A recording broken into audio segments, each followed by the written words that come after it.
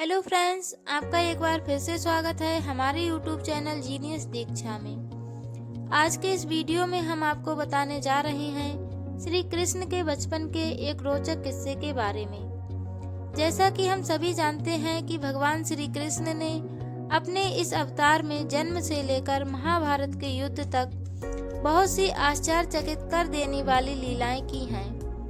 श्री कृष्ण की इन्हीं लीलाओं में से उनके बचपन का एक बहुत ही रोचक किस्सा उस समय का है जब भगवान श्री कृष्ण सभी ग्वालवालों के साथ अपने बछड़ों को चराने वृंदावन जाया करते थे। एक दिन जब भगवान श्री कृष्ण और ग्वालवालों को बछड़ों को चराते चराते काफी देर हो चुकी थी और भूख भी लगने लगी थी, तो श्री कृष्ण ने सभी ग्वालवालों से कहा कि चलो हम सब यहीं बैठकर भोजन कर लेते हैं और इन बछड़ों को अपने ही निकट रहने देते हैं, क्योंकि जब तक हम भोजन करेंगे तब तक ये बछड़े भी इसी स्थान पर उगी घास चरते रहेंगे और यमुना का जल पी लेंगे। कृष्ण के इस प्रस्ताव को सुनकर सारे बालक अत्यंत प्रसन्न हुए और कहा कि ठीक है, हम यहीं भोजन कर लेते हैं।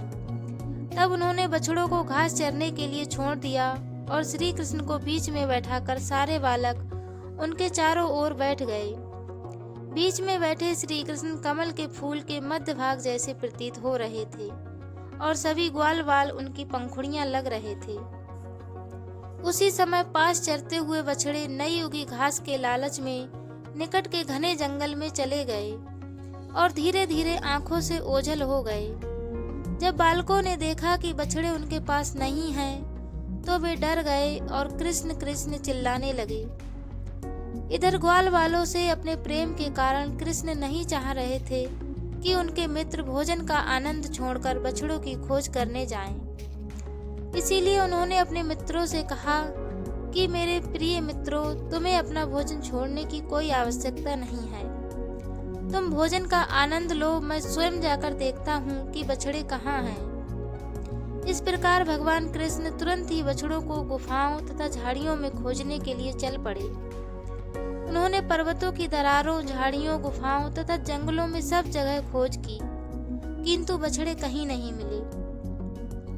कहते हैं जिस समय अघासुर का वध हुआ था और देवता इस दृश्य को बड़े ही आश्चर्य के साथ देख रहे थे, उसी समय विष्णु की नाभि से उगने वाले कमल पुष्प से जन्म लेने वाले ब्रह्मा भी यह दृश्य देखने आए थे।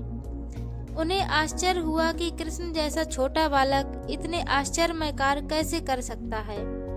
हालांकि उन्हें पता था कि नन्हा ग्वालवाल कोई और नहीं बल्कि स्वयं श्री नारायण हैं। फिर भी वे श्री कृष्ण की लीलाएं देखना चाह रहे थे, इसीलिए उन्होंने ग्वालवाल और बछड़ों को चुरा लिया और उन्हें किसी दूसरे स्थान पर ले गए।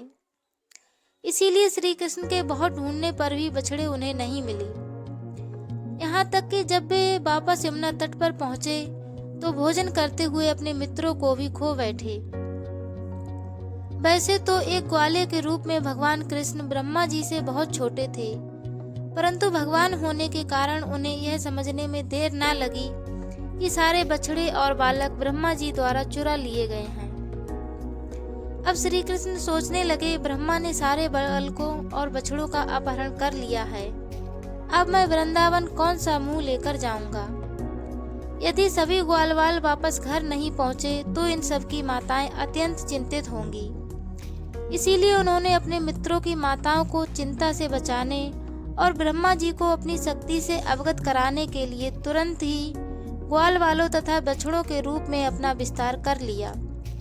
श्री कृष्ण ने स्वयं को ठीक उसी रूप में विस्तारित किया जैसे सभी ग्वालवाल पहले से दिखते थे, और फिर उन्होंने स्वयं को बछड़ों के रूप में भी विस्तारित किया। और ऐसा इसलिए संभव हो सका क्योंकि इस संसार का प्रत्येक व्यक्ति और वस्तु श्री कृष्ण का ही अंश है। इस प्रकार अपने आप को ग्वाल वालों तथा बछड़ों के रूप में विस्तारित करने के बाद वे वृंदावन वापस लौट गए और ब्रजवासियों को कुछ पता ही नहीं चला कि क्या घटना घटी है।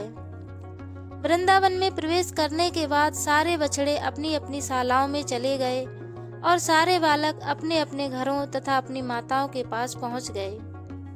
सारे बालक अपनी माताओं के साथ पहले जैसा ही व्यवहार करने लगे और माताएं भी शाम होने पर अपने अपने बालकों को नहलाकर तिलक तथा आभूषणों से सुसज्जित करने के बाद भोजन देने की व्यवस्था करने लगी।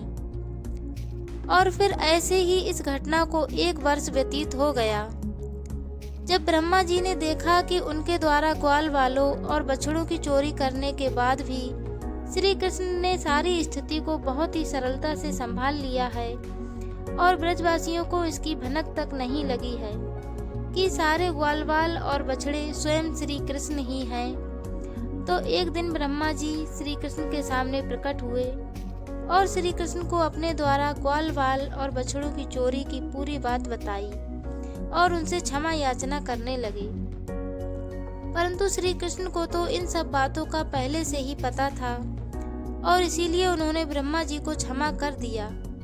और फिर ब्रह्मा जी ने श्री कृष्ण को वास्तविक बछड़े और ग्वालवाल वापस लौटा दिए और फिर जो श्री कृष्ण की माया से बने हुए ग्वालवाल और बछड़े थे वे वापस श्री कृष्ण में ही समाहित हो गए। तो दोस्तों, आपको हमारी ये आज की जानकारी कैसी लगी हमें कमेंट बॉक्स में ज़रूर बताएं और ऐसी ही और अधिक जानकारी के लिए हमारे चैनल को सब्सक्राइब करें, साथ ही बेल आइकन को भी प्रेस कर दें ताकि आगे आने वाली प्रत्येक वीडियो का नोटिफिकेशन आपको सबसे पहले मिल सके।